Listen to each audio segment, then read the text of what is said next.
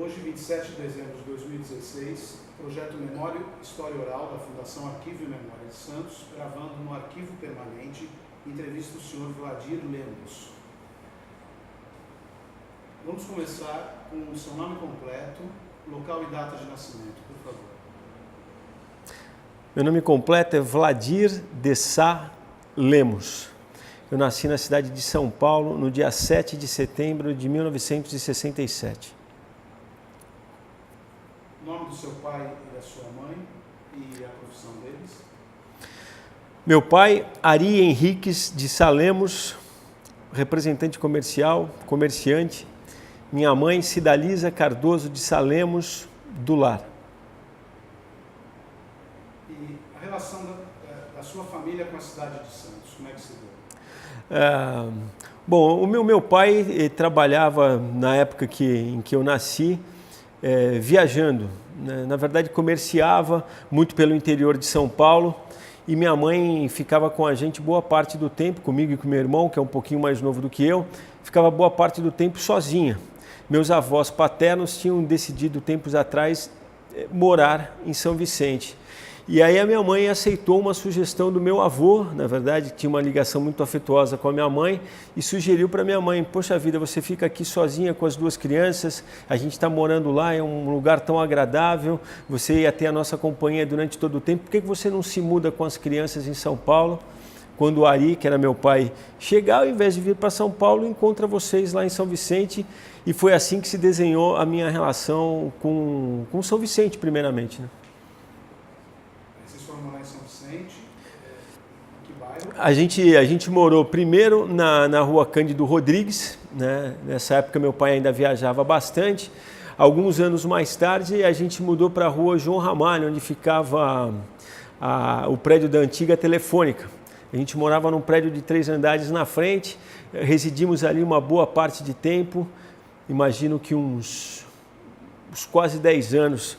E aí mudamos para a rua Quintino Bocaiúva, que também era conhecido como a rua da linha do trem, porque é onde passava a via férrea. Aí ali na Quintino Bocaiúva ficamos, acredito que uns 12 anos por aí.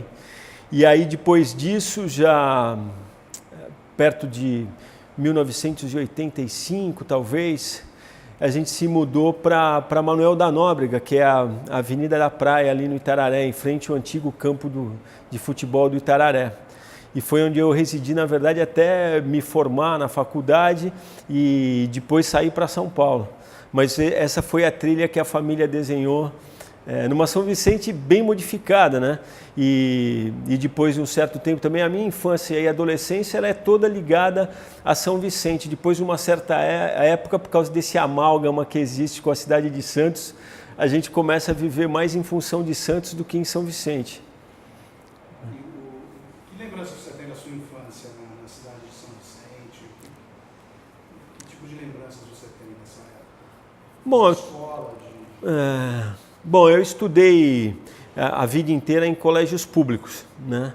Não me dei muito bem com a escola infantil, tenho assim uma lembrança muito vaga da minha mãe me deixando na escola no primeiro dia, abrindo o berreiro, e eu, como sou nascido no mês de setembro, naquela época já existia essa dificuldade de você adequar a criança que nasceu depois do final do primeiro semestre do ano.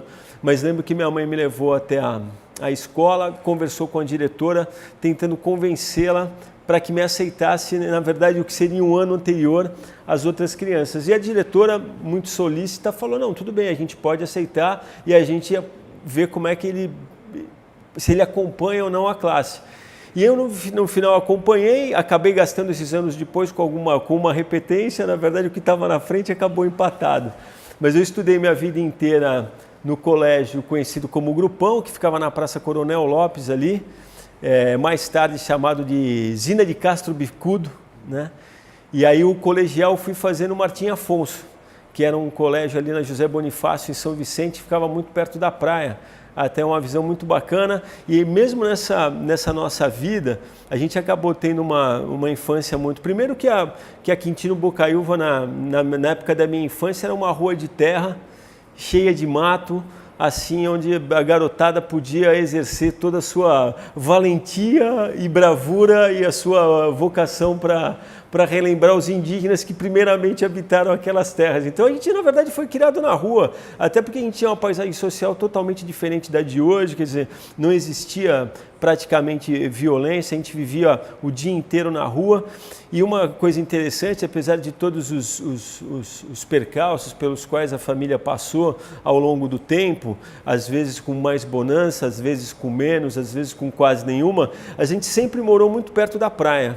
Então a minha relação com o mar foi sempre muito grande. Acho que o mais distante nessa primeira fase da vida que eu morei do mar era mais ou menos 1,5 quadras. Então o mar também era parte da brincadeira. Eu lembro que a impressão que eu tenho era que as coisas a própria natureza se respeitava mais. Eu lembro muitas vezes a gente gostava muito de brincar nas ondas, essa coisa de pegar jacaré. E eu lembro que às vezes se passassem 6 dias e o mar não tivesse ficado encrespado, quando a molecada estava se despedindo na noite anterior, já falava, amanhã vamos na praia, porque sabia que de uma semana em uma semana, quase que religiosamente, o mar se apresentava ali pronto para brincadeira, meio efervescente e essa coisa toda. E ainda peguei um pouco também da São Vicente, que tinha onde se roubar frutas, né, se roubar entre aspas, né, e brincar com a natureza de todas as formas, né. Depois um pouco mais distante, já meio adolescente, também descobri o mar de outras formas, de mergulhar, praticar apneia. E aí eu não sei se atropelam muito aqui a nossa oratória, se já estou chegando longe demais.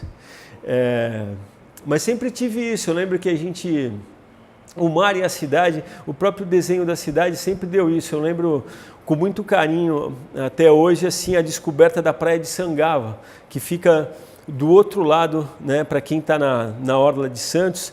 Ela já está no Guarujá, né, naquele morro que se vê em frente, quando se está mais ou menos ali na altura do Aquário de Santos.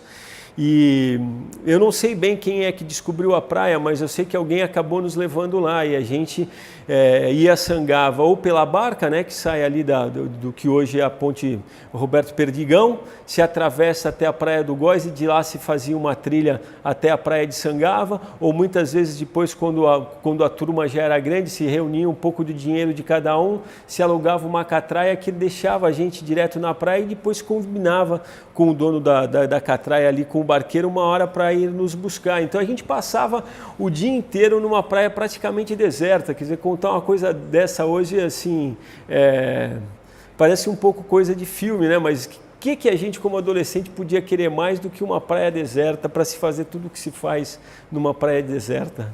Como namorar, por exemplo, que é uma das coisas que se faz numa praia deserta. Então é uma imagem assim muito cheia de uma coisa que eu acho que a relação do homem foi se apartando, porque eu acho que a cidade, no final, ela cada vez mais é uma coisa distante da natureza. É uma convicção que eu trago comigo, talvez por causa da infância que eu vivi, que a gente tem num primeiro momento aquela ideia de que o homem na cidade, ele na verdade se civiliza e se desembrutece, mas a impressão que eu tenho às vezes vendo o mundo andar no sentido que anda é que quanto mais a gente aparta o homem da natureza, mais insensível ele fica e mais ele se embrutece.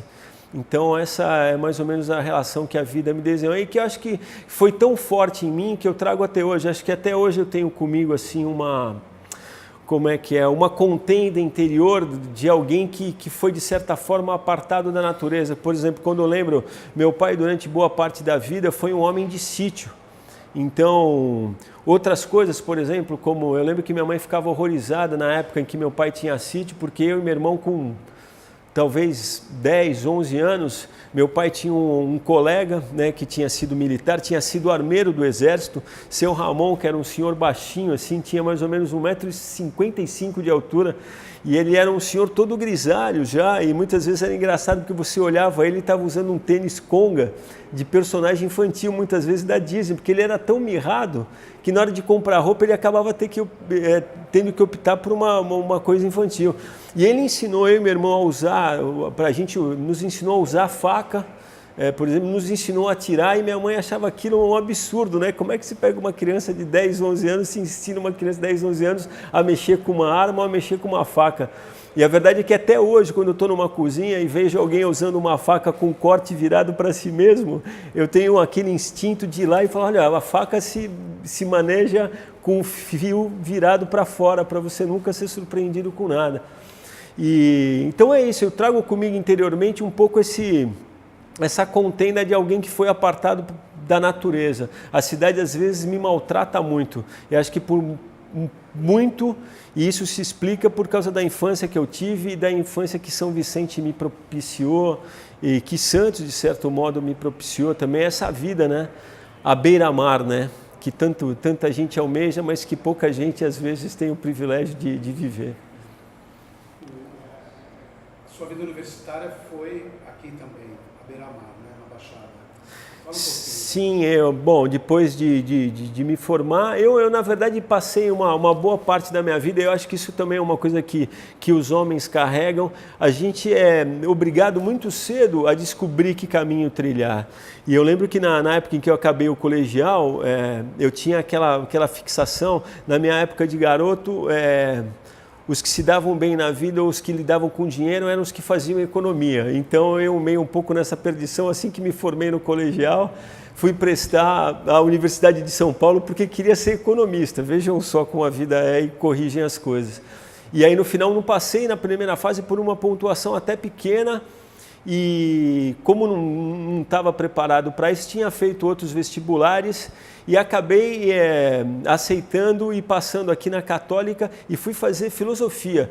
Então eu estudei filosofia durante 6 meses. E aí vi que era uma coisa um tanto fora e aí o que era da mesma faculdade, você podia optar por uma mudança de curso. E aí fui estudar licenciatura em História. E aí fiquei estudando licenciatura em História na Universidade Católica de Santos, mais ou menos um ano e alguns meses mais. Até que um belo dia eu trabalho desde criança, né? Sempre trabalhei, meu pai me colocou para trabalhar, eu tinha 14 anos de idade e de lá para cá ainda não parei. E do jeito que o nosso governo vai, muito provavelmente vou ter muitos anos mais de trabalho. E aí tinha feito de tudo na minha vida. Eu na verdade, trabalhei como representante comercial com meu pai, depois fui trabalhar em banco, fui escriturário, fui caixa de banco, fui auxiliar de tesouraria. Trabalhei durante um bom tempo numa empresa que calculava impostos, né, para a prefeitura naquela época. Eram empresas que vinham de fora, se instalavam numa casa e aí montavam equipes para percorrer de Kombi a cidade, os vários bairros, medindo as casas para que os impostos pudessem ser recalculados. Então fiz isso também. Trabalhei como trainee numa empresa holandesa, numa época eu fui morar no Rio de Janeiro e dentro dessa coisa toda, um belo dia, um amigo que estava estudando administração e que era um amigo da época de colegial, se virou para mim e falou assim: poxa vida, você está contente com a faculdade que você está fazendo? Eu falei: olha, sinceramente eu não estou muito não. Ele falou para mim: eu também não estou contente com o que eu estou fazendo. Mas se fosse para você fazer alguma coisa que você verdadeiramente quisesse, você iria fazer o quê? E aí eu falei para ele: poxa, eu sempre gostei muito de escrever, se fosse para pensar só no meu prazer, nas coisas que eu gosto, eu iria estudar jornalismo. Bom, ele falou para mim: poxa, eu também gostaria de estudar jornalismo. O que você acha da gente desistir da faculdade, você desiste da sua, eu desisto da minha e a gente presta jornalismo? Mas nessa história já tinha andado um pouco, já tinham se passado quase 2 anos. Eu falei: meu, isso é uma maluquice, eu vou prestar um vestibular agora para jornalismo, que é uma coisa concorrida, eu não vou passar. Ele falou: não, mas vamos tentar, vamos fazer. Bom, prestamos o vestibular e eu lembro que era uma época de adolescente, saía todo dia à noite e a gente saiu numa bela sexta-feira e ele falou para mim, olha, era um sábado aliás, e falou para mim: poxa, amanhã sai o resultado do vestibular, e eu nem liguei para aquilo. E fui dormir de madrugada, já quase de manhã, e deu lá 1 hora depois, naquela época não tinha celular, tocou o telefone fixo de casa, veio minha mãe no quarto e falou para mim: ô filho, o Rui, que era um amigo, está no telefone querendo falar com você. Eu saí da cama todo sonado, lá peguei o telefone e ele falou para mim: poxa, a gente passou no vestibular de jornalismo, a gente passou. Eu achei que aquilo era uma grande piada. Eu falei: ô Rui, eu estou morrendo de sono, você me fizer sair da cama para ir até uma banca de jornal, comprar o jornal, chegar lá, eu abri o jornal, meu nome não está lá, eu vou querer te matar. Eu tanto não acreditei que voltei para a cama e dormi. Passado algumas horas, minha mãe entrou no quarto e eu perguntei: mãe, a senhora vai sair? Ela falou: eu vou ao mercado, vou ao açougue. Eu falei: só pode passar na banca de jornal então e comprar um exemplar do jornal, que o Rui está cismando que a gente passou no vestibular. E aí dormi de novo, acordei com a minha mãe com o jornal aberto, falando: olha filho, seu nome está no jornal mesmo. E no final fui fazer jornalismo porque gostava de escrever, imaginei que eu fosse trabalhar em revista, por exemplo, e até esse dado momento, quase 3 décadas depois, não fiz outra coisa na minha vida que não fosse trabalhar em televisão. O jornalismo virou minha profissão e, por incrível que pareça, um amigo que me levou para isso continuou trabalhando em banco, que antes de ter sido um amigo de colegial tinha sido um colega da mesma agência bancária na qual eu trabalhei e que até hoje não usou um dia o diploma que conseguiu. E eu falo com ele que ele foi ganhar dinheiro e me deixou fazendo jornalismo, mas eu ainda vou condená-lo um dia a exercer a profissão que ele nos deu. Essa é a história, eu acho que a gente dá muita volta. Eu tenho tanto essa alusão com o mar que eu acho que cada vez mais o mar me parece uma boa metáfora, porque ao contrário de você andar em terra firme, onde muitas vezes você consegue riscar fazer um traçado no chão e seguir naquele traçado, né? Como dizem que os romanos, né? Alguém falou alguma vez que os romanos conseguiam fazer estradas como alguém que faz uma risca no cabelo, sabe aquelas riscas de cabelo que você faz assim, E o mar é muito essa coisa, você acaba de repente chegando num lugar onde era para você chegar, mas o caminho ele nunca ele sempre balança para um lado, balança para o outro, às vezes demora, às vezes te traz para trás. Então eu acho que o mar até nesse sentido na minha vida acaba sendo uma grande metáfora. Não que a gente saiba sempre onde vai chegar também, né? Os naufrágios fazem parte da... E sua carreira como escritor, como é que se deu? Tem uma Bom, série de livros publicados. Eu tenho uma série de livros publicados. A minha carreira como escritor, na verdade, ela eu diria que ela foi uma coisa instintiva e que... Eu ousaria dizer até que não foi uma coisa que eu persegui, ela meio que se apresentou para mim. Como eu já disse, a minha relação com a escrita, ela sempre foi muito, muito presente e desde a minha mais tenra idade. Por exemplo, eu tenho coisas escritas em casa que muito provavelmente eu devo ter escrito com talvez 12, 13 anos. E aí tinha essa questão da poesia, e esse foi muito o caminho que eu acabei trilhando, porque o final da minha infância, assim, essa entrada na adolescência, eu acabei alimentando muito isso, e eu acho que isso foi muito benéfico para mim, porque querendo ou não, hoje, apesar de em televisão se escrever muito pouco, eu trabalho com a palavra, né? Então, e acho que esse contato com a palavra, essa coisa de burilar a palavra desde muito, muito cedo, foi me trazendo uma maturidade. E eu, na época que fui estudar História, na verdade conheci o Marco Loretti, que era um amigo, e que a gente, em conversas, chegamos à conclusão de que a gente tinha mais ou menos os mesmos objetivos. A gente gostava de escrever, a gente tinha ali um material feito que a gente queria dar algum fim, e um belo dia veio a Faculdade de Santos, a Faculdade de Filosofia, na verdade ficava na Euclides da Cunha ali ainda, veio lá dar uma palestra sobre poesia, um poeta chileno chamado Osvaldo Ventura de la Fuente, que era um chileno que que precisou sair do Chile às pressas. Na verdade ele tomava conta de uma galeria de arte, um belo dia recebeu um telefonema que se ele não deixasse o Chile em 24 horas ele ia até a prisão decretada, e essas histórias que a gente conhece. Saiu, foi morar em Londres e depois veio para São Paulo. E era um cara talentosíssimo, para a gente ter ideia de hoje que a tecnologia permite alguém diagramar e fazer uma revista. Ele morava num apartamento grande ali na Avenida São Luís, em São Paulo, e ele fazia sozinho uma revista literária que circulava em 11 países. E ele fazia tudo, ele recebia o material de várias partes do mundo e ele tinha uma mesa de diagramação no quarto dele, ele diagramava a revista, fazia a revista, mandava rodar, e ele veio à Faculdade de Filosofia um dia para dar uma palestra, e o Marco, naquela inquietação toda, um belo dia, acabada a explanação do Osvaldo, foi lá e falou: eu também quero ser poeta, eu quero lançar um livro de poesia, eu queria que você visse o material que a gente tem eu e um amigo meu. E aí me ligou e falou: o cara aqui, o poeta chileno, veio aqui dar palestra e falou que é para a gente mostrar o material para ele. Bom, fomos lá e mostramos o material. E o Osvaldo, na verdade, ele tinha 2 selos. Ele tinha um dos selos, chamava Folha de Poesia, que era um selo de novos autores, que ele já tinha feito uma edição. E praticamente o Osvaldo Ventura de la Fuente adotou a gente. Adotou a gente, viu o material e falou: daqui a gente faz um livro. Realmente. E aí a gente começou a desenhar um caminho que, para a gente que era garoto naquela época, a gente ia todo final de semana para São Paulo para passar e revisar os poemas com ele. Desenhamos essa amizade com o Osvaldo, que era um cara que na época circulava muito bem entre autores paulistanos, Cláudio Willer, e conhecia toda a cena, até a cena marginal da poesia paulistana, e ele meio que adotou a gente, publicou o livro, e eu sei que de repente eu com 20 anos de idade estava me vendo lançando um livro de poesia na Livraria Cultura, né, que é um lugar tão icônico de São Paulo que eu precisaria voltar lá 10 anos depois já de uma meia década morando em São Paulo, para entender todo o significado que tinha a Livraria Cultura na cena literária. E a partir dali eu encontrei um incentivo, né? E quando você tira da gaveta as coisas que você escreve a primeira vez e você quebra essa barreira, ainda mais poesia, que é uma coisa muito íntima, na verdade, você se expõe demais quando você mostra um poema a alguém.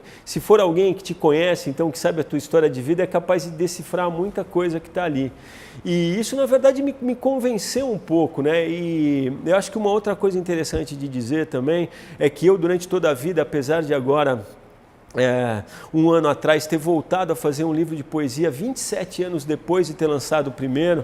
Na verdade, tenho outros livros, tenho o Magia da Camisa 10, tenho agora mais recentemente o Juízo Torcida Brasileira, que é um livro de crônicas que eu ao longo dos anos escrevi aqui para o jornal A Tribuna de Santos.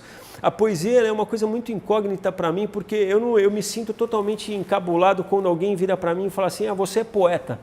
Porque eu acredito que a poesia é um ofício tão nobre que eu não sei nem se eu tenho o direito de me considerar poeta. Então, eu trabalhei com um sujeito tempos atrás que ele gostava de fazer.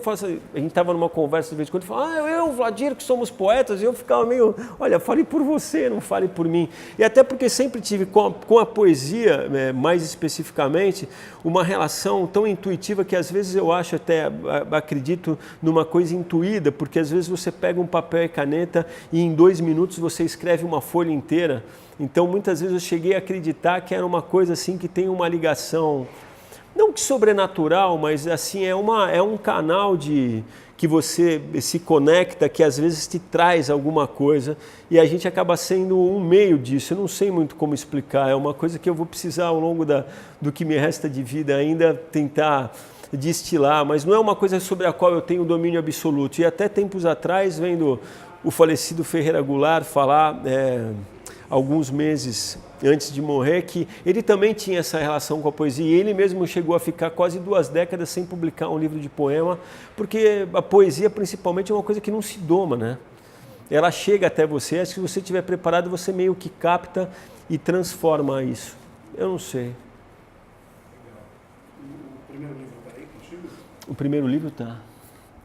O primeiro livro o Dois Poetas Frente ao Espelho, também é uma história interessante, porque quem já escreveu um livro sabe que nominar qualquer obra é uma coisa muito difícil. E eu lembro que o Oswaldo, depois de um tempo, o nosso editor, a gente tinha o livro finalizado e ele falou para a gente: tudo bem, então como é que o livro vai chamar? E a gente não tinha um nome. E aí um belo dia, um dia antes de voltar a São Paulo para fazer a revisão final no livro, eu parei com o Marco na frente do espelho e a gente ficou olhando na frente do espelho e viajando de várias formas, demos risada. E aí dormimos, no outro dia fomos para São Paulo, passamos na casa do Oswaldo, pegamos o metrô para ir na editora pegar a prova final, que naquela época ainda se fazia a prova com um lapisinho azul, isso que lá. E aí no meio do metrô o Oswaldo vira para a gente e fala assim: vocês não têm o nome do livro, mas eu tenho, eu já sei como é que o livro vai chamar. A gente olhou um para o outro meio espantado e falou: como vai chamar? Ele falou: Dois Poetas Frente ao Espelho. E no final a gente olhou um para o outro, deu risada e achou que aquilo era coincidência demais e ficou. E eu, na verdade, escrevo a primeira parte do livro, que é na frente do espelho. Depois a gente faz a 4 mãos a parte do meio do livro, que é no nível do reflexo, e o Marco faz a segunda parte, que é na continuidade do reflexo. A gente dividiu o livro assim. E foi um grande... E até a maneira do Oswaldo se referir a gente aqui, quando ele fala que a gente trazia versos cheios de energia nova, de sentimento e procura, de música e sonhos, dizendo que o que tem aqui são versos de relação com o cosmos, com o espírito da Terra, um manifesto de juventude. Acho que ele foi, assim, preciso, né? Que tudo que a gente tinha aqui era a nossa juventude, né? E uma certa inquietação. E 27 anos depois, Os Dias em Mim, que é o mais recente. Esse mais recente, esse E é um material, na verdade, que ficou muito tempo, né? Eu vim escrevendo ao longo dos anos e fui guardando as coisas assim. E no final, com a ajuda do Reinaldo Damasio, que trabalha na Casa das Rosas em São Paulo, que é um grande espaço de literatura e poesia, me ajudou a dar uma... E é uma coisa que eu nunca tinha feito também, que todo mundo que escreve vai saber, não só mostrar o que se escreve é um desafio também, como deixar alguém mexer naquilo que você escreveu. Eu, durante minha vida toda, principalmente quando eu lidei com poesia, no primeiro livro a gente teve um certo domínio de não deixar mexer. Esse aqui não, esse aqui os poemas foram entregues para o editor e ele realmente, com o olhar dele, com toda a vivência, sugeriu, alguns foram muito cortados, alguns foram sugeridas transformações. E eu, apesar de no primeiro momento ter uma certa estranheza com o resultado que saiu disso, no final me convenci de que era um certo amadurecimento e que era eu mesmo que continuava ali, apesar de transfigurado, de certa forma, né? E entre esses dois, vários outros aí, né? De prosa, de crônica. Então, tem o Juízo Torcida Brasileira, que são crônicas, na verdade, sobre futebol e sobre esporte de uma maneira geral. Crônicas que eu escrevi ao longo de uma década praticamente de A Tribuna, e mais do que artigos sobre futebol, sobre esporte, é muito a visão que eu tenho, porque eu acho que o bacana do jogo e a complexidade do jogo, como o meu amigo Chico Sá sempre gosta de dizer, é que no final, por trás de tudo, está o homem. Então, na verdade, é mais uma visão sobre o que o jogo faz na vida dos homens e como ele se mistura com o nosso cotidiano, e reflexões também a respeito do esporte, porque no final o jornalismo é uma certa militância também, e o segmento que eu escolhi também foi um pouco também em respeito à vida que eu tive, porque como eu contei aqui, essa trajetória que eu fiz, essa coisa do contato com a natureza, meio por linhas tortas, quem me educou, minha mãe, meu pai me trazendo para cá, eles por linhas tortas obedeceram aquilo que Platão falava, né? Que Platão tinha essa coisa que falava, primeiro você pega o homem, e aí você ensina a ler, escrever e a contar, depois você faz o cara fazer um pouco de ginástica, depois você dá música. E foi um pouco o que aconteceu comigo, né? E eu tive tudo isso assim, sistematicamente durante minha vida inteira, acho que até por causa dessa coisa expansiva de se ter espaço, se tinha muito essa questão de mexer o corpo, tinha relação com o esporte, e quando eu me vi dentro do jornalismo, eu achei que o esporte era a coisa que mais dizia sobre mim. Eu continuo acreditando muito, a gente que trabalha com jornalismo esportivo mesmo, vê muito a parte profissional do esporte, mas acho que o esporte, antes de tudo, ele tem uma questão de formação e uma coisa educacional, né? Uma questão da cultura esportiva que passa muito ao largo do que é o jornalismo esportivo. E uma coisa com a qual eu tenho total comunhão e que eu acredito. Eu, na minha vida, jogar bola foi o que eu mais fiz, assim, sem muita doutrina e sem um professor, mas joguei muita bola, nadei, disputei campeonato petis de natação, surfei, gosto de surfar até hoje porque acho que é uma grande comunhão com o mar, fiz remo, joguei basquete, joguei voleibol durante 9 anos, gosto de correr até hoje. Eu lembro que o remo só não foi adiante também porque o meu professor de remo era o meu professor de matemática, que era a coisa com a qual eu mais brigava. Mas eu tenho uma lembrança muito bacana, assim, e as aulas eram extremamente severas, né? Porque era quase militar, né? Remar era muito legal, só que você chegava no clube, que era um clube náutico, lá no Japuí, você chegava às 5 horas da manhã, tirava o barco do galpão, o professor mandava você engraxar todas as colocações dos remos, tudo, depois você fazia ginástica, na hora que você ia com o barco para a água era quase 7 da manhã. Mas lembro muito de estar passando num 4Com, que é um barco leve, por debaixo da ponte do Mar Pequeno no dia que ela estava sendo inaugurada, né? No dia da inauguração, né? O Paulo Maluf em cima, lá os fogos e a gente remando. Tá? Então é uma coisa que o esporte sempre fez parte da minha vida, e acho que o livro, o Juízo Torcida Brasileira, de certa forma ele condensa um pouco, né? Eu costumo dizer que eu não acredito em nenhum projeto de esporte hoje que seja assim um projeto profissional de esporte. Eu acredito no esporte como uma ponte para a educação. Acho que você pode formar a pessoa do mesmo jeito que a pessoa cria uma cultura para se ligar à música, para se ligar ao teatro, para se ligar a todo tipo de arte, ela também pode desenhar para si uma cultura esportiva, uma cultura de corpo, sem ser uma coisa marombada, nem é uma outra coisa que tem a ver com disciplina. No final, os livros são o que a gente é, né? Na verdade, não tem outra saída, né? Edições de outros países aí? Então, na verdade, o livro que chegou mais longe é o Magia da Camisa 10, que na verdade eu escrevi com o André Ribeiro, um grande pesquisador também que durante anos começou a carreira na TV Tupi, trabalhou comigo no Grandes Momentos do Esporte da TV Cultura. Ele, um belo dia, foi procurado por uma publisher que ela tinha ido numa feira de livros fora, não sei se na feira de Frankfurt, e tinha visto um livro sobre a camisa 10. E ela tentou comprar os direitos do livro e chamou o André para, de repente, fazer um prefácio, alguma coisa assim. Mas o André, com aquela sacada dele, falou para ela, estava com dificuldade de conseguir concretizar a coisa, falou para ela, poxa, mas por que a gente não faz um livro? A gente é o país do futebol e o camisa 10 é nosso, né? Por que a gente não faz um livro nosso, né? E aí convenceram essa publisher. Ele convenceu ela a fazer. E a gente fez, na verdade, é um livro que conta por que a camisa 10 ficou tão emblemática no futebol brasileiro e no futebol mundial. As pessoas talvez não saibam, mas foi uma série de coincidências que acabaram fazendo com que o Pelé sempre acabasse com a camisa 10. E houve um tempo também, então o livro conta um pouco essa trajetória, conta por que se criou essa mística em cima da camisa 10, e depois a gente, no segundo capítulo, a gente volta um pouco para trás, porque até o 1912, mais ou menos, e depois, aqui bem depois disso, os uniformes não tinham número.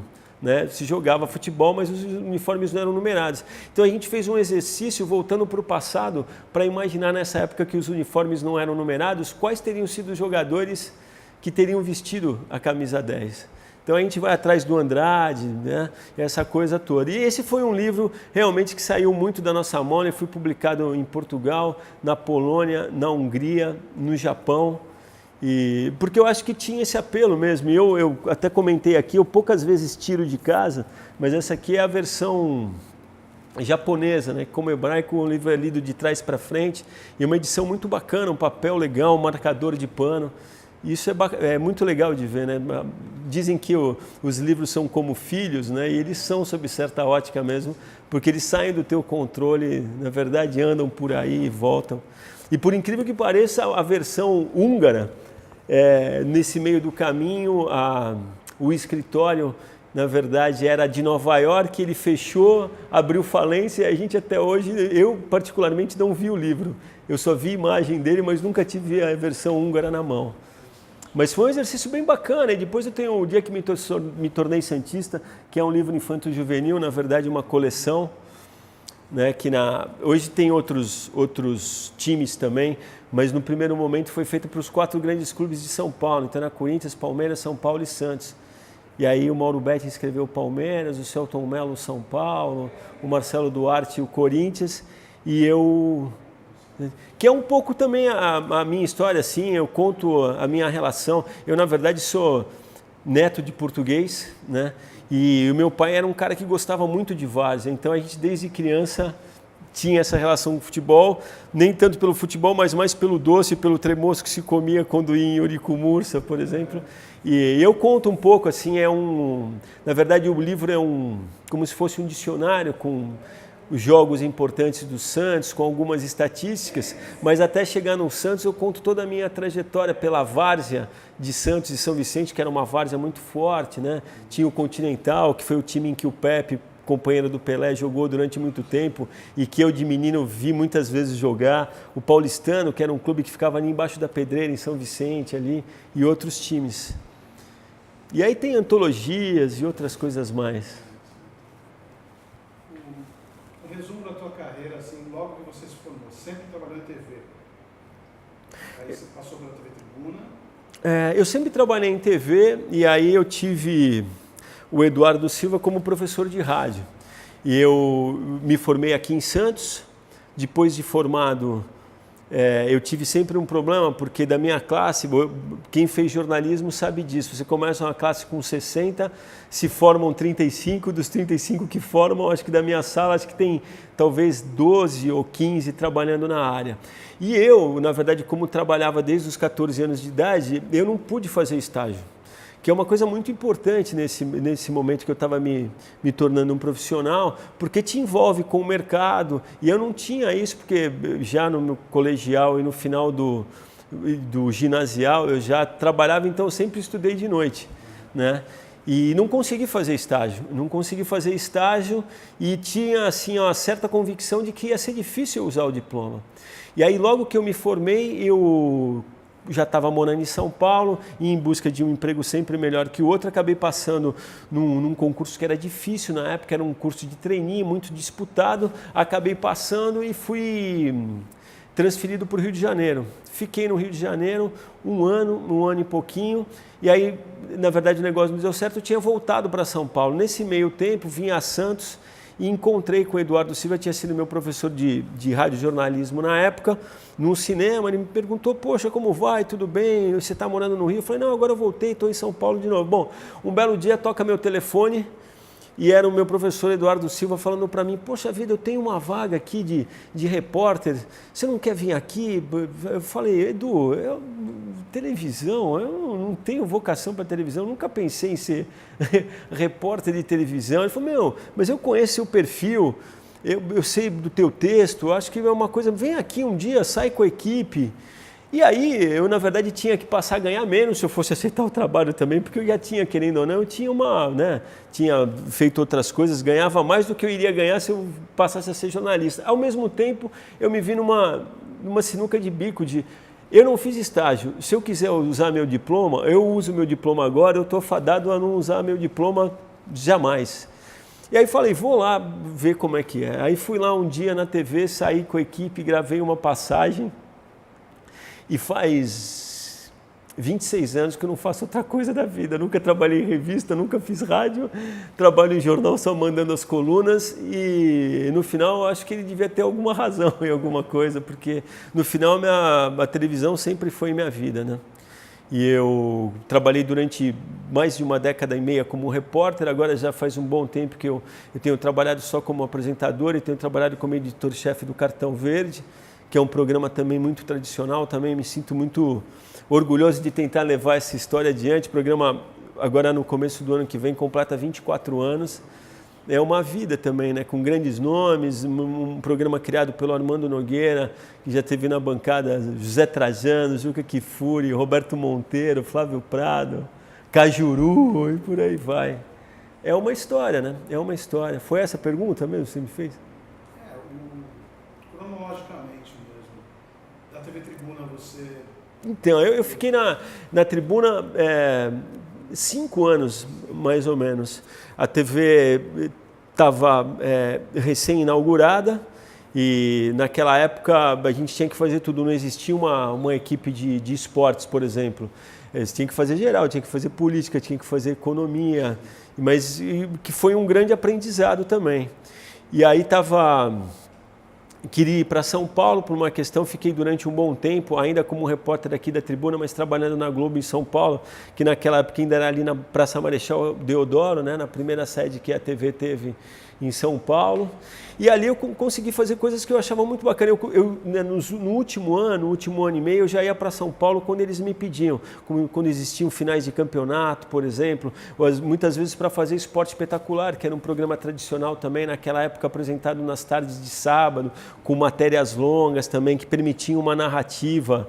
Isso foi uma coisa muito bacana também, que eu acabei tendo essa possibilidade, né? Porque matérias em TV, geralmente elas têm 50 segundos. Quando você fala isso para alguém que não é de televisão, é como você está na frente do entrevistado, às vezes o entrevistado te pergunta quanto tempo a gente tem para falar. Eu prefiro até não falar, porque qualquer tempo de televisão que você diga, a pessoa vai achar que é muito pouco.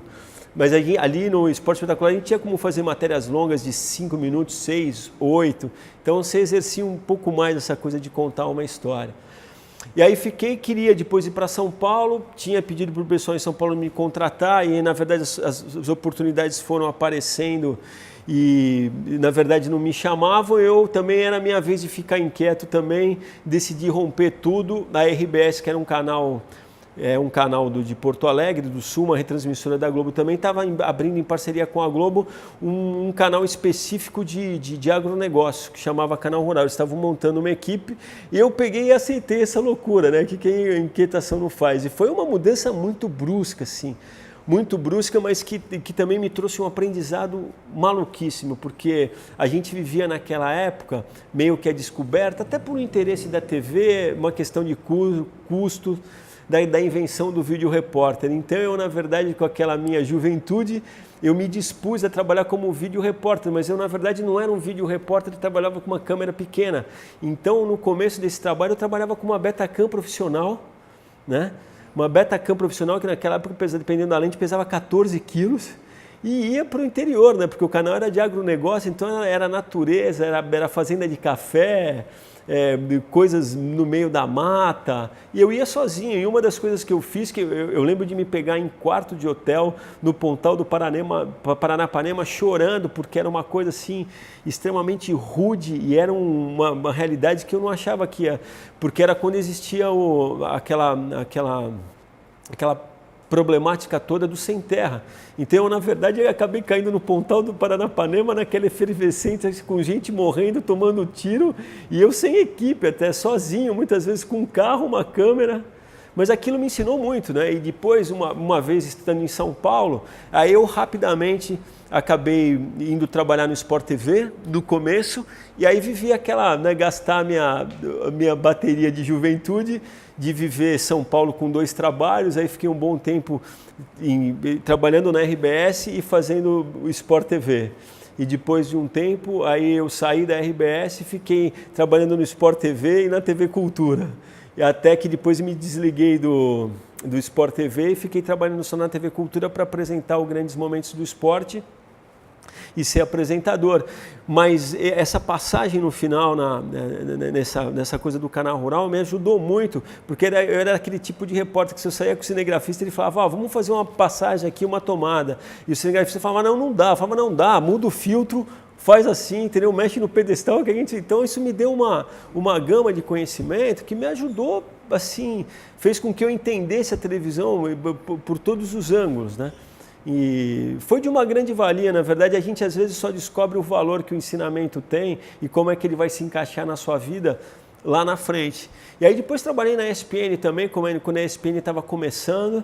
Na verdade, quem conhece o canal ESPN sabe que o canal começou numa casinha de tijolos que fica ali perto da rua Piracicaba, onde ficava só um escritório, mas o primeiro jornal mesmo, que era na hora do almoço, que chamava 30 Minutos, era feito numa produtora no Bexiga, que era um prédio antigo, assim, de uma porta de ferro que ele nem levantava a porta de ferro até o final, então a porta só subia 1,5 metro, assim, para você chegar na produção, você tinha que passar para a porta de ferro, subia, aí você subia uma escadaria, aí lá com essas grandes figuras, Roberto Salim, que tinha uma redação que era mais ou menos essa sala, assim, com um saco de areia no meio, que era para quando dava aquele estresse da redação, o Roberto Salim ia lá e enchia o saco de areia de porrada, era um clima de jornalismo verdadeiro.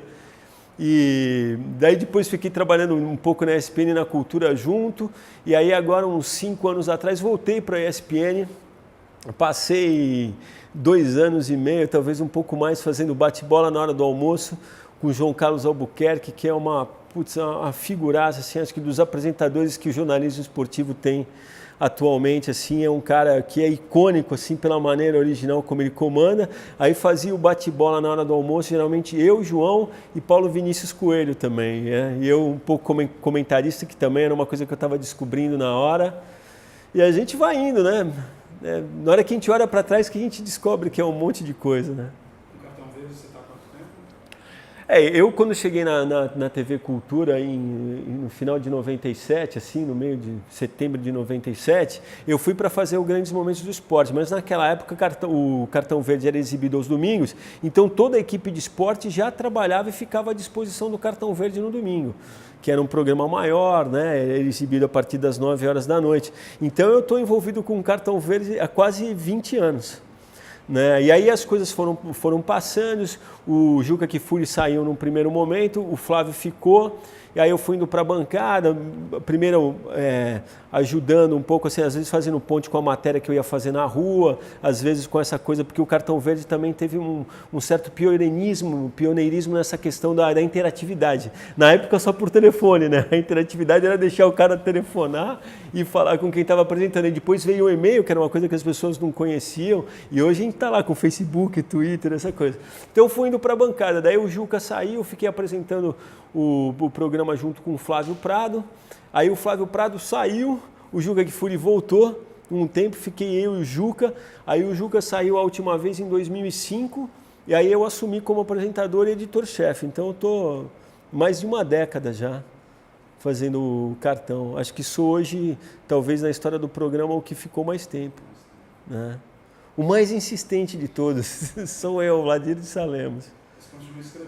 Mas é um grande prazer, a coisa assim, eu costumo ver, né, falei dessa questão que a vida apresenta pra gente tem que escolher o caminho que a gente vai trilhar, tem que escolher a profissão muito cedo, mas se tem uma coisa que a vida me ensinou e que eu acho que é uma fórmula que verdadeiramente dá certo, às vezes demora mais, às vezes demora menos, às vezes pode até não dar certo, mas é aquela questão realmente de ir fazer o que você gosta, porque eu acho que todo ofício tem o purgatório, entendeu? Então, você vai sofrer em qualquer ofício. Agora, quando você gosta, eu acho que existe ali uma química que tem tudo para te ajudar, entendeu? E para te salvar. Eu bati um monte de cabeça até chegar no lugar, né? Bom, não sei. E a vida pessoal? Você tem filhos? Casado? Eu estou no segundo casamento, fiquei casado a primeira vez com uma jornalista, né, que eu conheci trabalhando aqui em Santos na TV Tribuna. Fiquei casado 5 anos, agora estou no segundo casamento, um casamento que já dura quase uma década e meia. Tenho uma filha de 6 anos e meio chamada Manuela e outra que acaba de conhecer esse mundo chamada Maria Flor, que tem nesse momento 26 dias de vida. Né? E é uma coisa maluca, porque é um pouco da nossa geração também, né? Eu acho que uma coisa... Meu pai costumava brincar muito, falar, olha, filho, eu acho que a gente devia ter 2 vidas, uma para aprender e outra para viver. Porque é um pouco sinal da minha geração, estou com 49 anos agora, se você perguntasse para mim, e se existisse essa possibilidade, que não existe, é só uma suposição, é só um exercício filosófico, essa questão de ter o filho mais tarde te deixa lidar com o filho com um certo amadurecimento, mas também te rouba o horizonte, né? Quando você olha para frente e fala, poxa vida, até que ponto eu vou conseguir acompanhar? Não vou ser como meus pais, que de repente me viram formado, esse tipo de coisa, mas é uma opção. Acho que a geração anterior, ninguém precisa ter filho com 20 e poucos anos, mas se você tiver um pouco se eu conseguir ser um pouco comedido, tiver por volta de 30, 35, você ainda tem um horizonte para viver. Mas filhos são filhos, né? Não tem como... como toda experiência, Arthur da Távola falava muito isso, né? Se a gente pudesse aprender com a cabeça dos outros, a gente evitaria várias cabeçadas, né? Mas acho que é uma grande, assim, ainda bem que a vida me deu filhos, porque eu acho que o filho, além de toda a beleza que ele traz junto, assim, ele te ensina muito a tua condição, né? A gente, depois que a gente vira rapazinho, como diria minha avó, a gente fica muito dono do próprio nariz, achando que a gente pode tudo. Então você olhar uma criança e perceber como a gente vem frágil nesse mundo e como a gente foi tão dependente, como a gente dependeu tanto do carinho e do cuidado dos outros, te dá uma compreensão de mundo, assim, da relação que os seus pais costumam ter os pais costumam ter com a gente, assim, é uma coisa esclarecedora, né? E talvez uma das coisas mais fortes que um ser humano possa viver. Não sendo beatnik, né? E projetos de literatura, você tem algumas? Assim, você planeja o que você vai escrever ou flui naturalmente? Eu planejo, mas assim, os planejamentos geralmente eles saem da rota. Eu tenho comigo durante muito tempo, eu acho que seria um exercício assim, porque no final eu fiz livro de poesia, os outros livros assim, tem essa coisa dos artigos, das crônicas, a magia da Camisa 10, na verdade ele é um trabalho de história, porque eu tenho essa formação, não é à toa que eu fui fazer história também, não é que eu não gostasse, talvez a identificação fosse maior com o jornalismo, mas acho que o curso de história ele é sempre um grande curso de complemento para qualquer área, e eu já muitas vezes pensei em voltar a fazer. E eu acho também que uma das coisas que mais legitimam o jornalismo é a memória.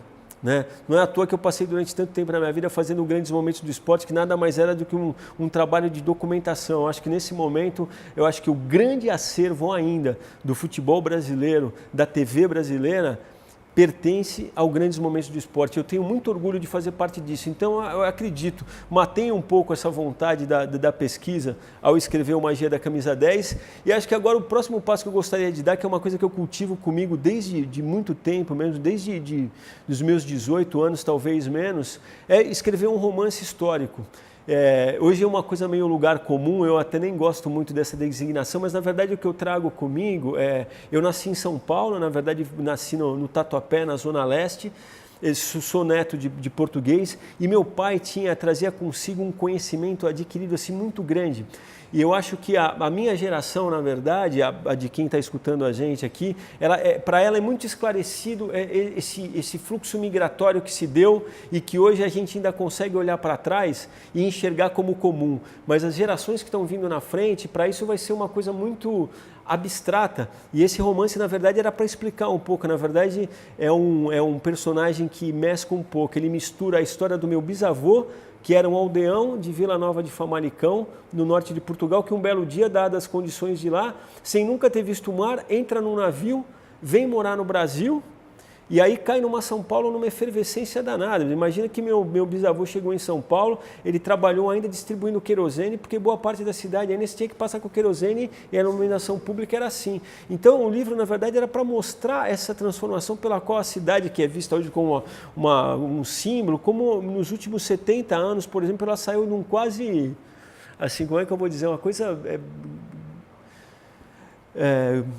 primeva, né? E para identificar, então, na verdade, o personagem central teria traços do meu bisavô, traços do meu avô depois, traços do meu pai e um pouco de traço meu. Quer dizer, o personagem que atravessa, vem morar em São Paulo, faz a vida em São Paulo, que contava meu pai também, que meu bisavô foi um dos primeiros chofés de praça de São Paulo. Ele comprou com um tio um Ford 29 na época e já tinha feito algum dinheiro, né, naquela inquietação do português também, que nunca quer trabalhar para os outros, e aí fundou o primeiro ponto de táxi. É uma pena isso, porque eu já fui no Sindicato dos Taxistas em São Paulo, já fui em vários arquivos, e é um viés da história que você não tem. Mas contava meu pai que eles fundaram o primeiro ponto ali na Avenida Europa, ali, perto da Nossa Senhora do Brasil, da igreja, e ali começaram a trabalhar, trabalhavam para as grandes famílias, aí conseguiram realmente amealhar uma condição financeira melhor, comprou umas casas no Itaim, depois, como gostava de mato também, acabou comprando as chácaras na Zona Leste de São Paulo, e aí lá comprou 2 terrenos, montou as casas, que é onde minha avó já nasceu e viveu com meu avô, meu pai boa parte da vida.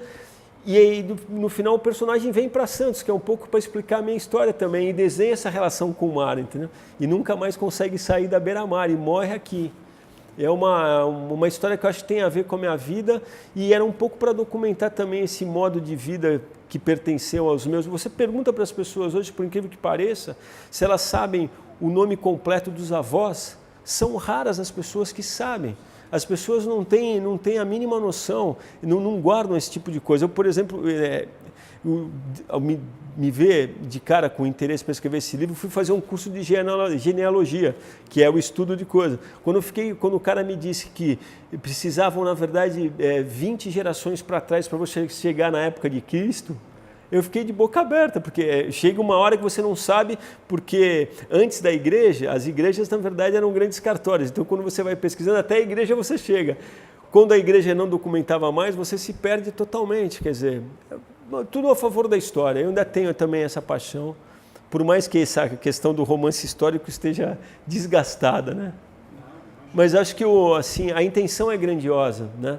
Que no final documenta um pouco, e eu também espero encontrar nesse personagem uma maneira também de extravasar aquilo que eu penso, entendeu? E a vida que eu desenhei, assim, a relação com o mar, a dependência da maresia e outras coisas, né? Mais alguma coisa que você quer dizer?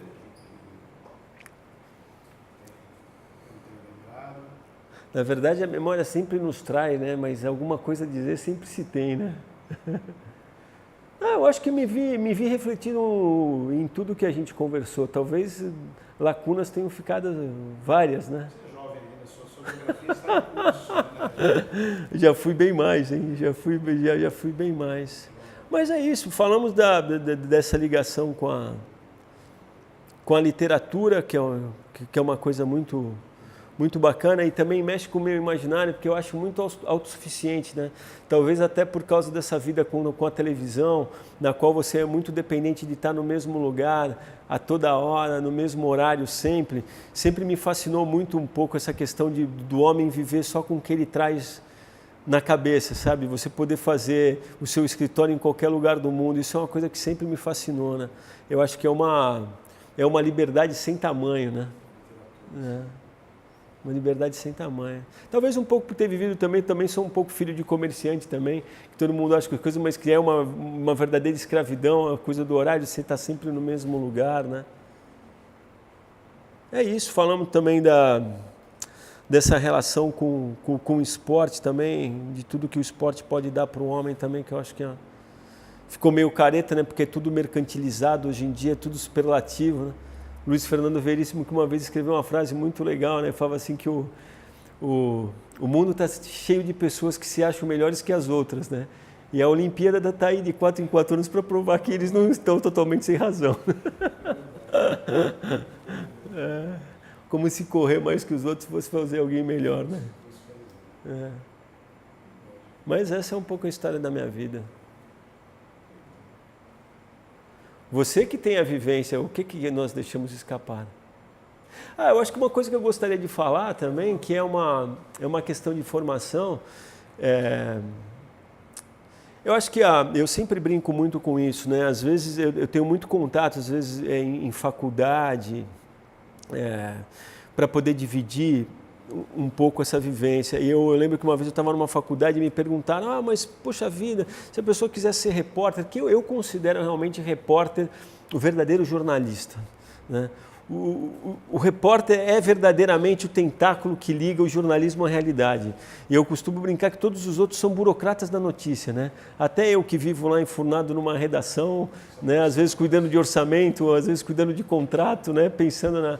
Então eu acho que o repórter, e uma vez me perguntaram, poxa, mas por que você acha primordial? O que foi primordial na sua história para que você pudesse ser repórter? E eu não acho que eu escreva bem, não tenho nenhuma vaidade nesse sentido, mas quando eu exerci a profissão de repórter, eu me identifiquei muito com aquilo, porque eu acho que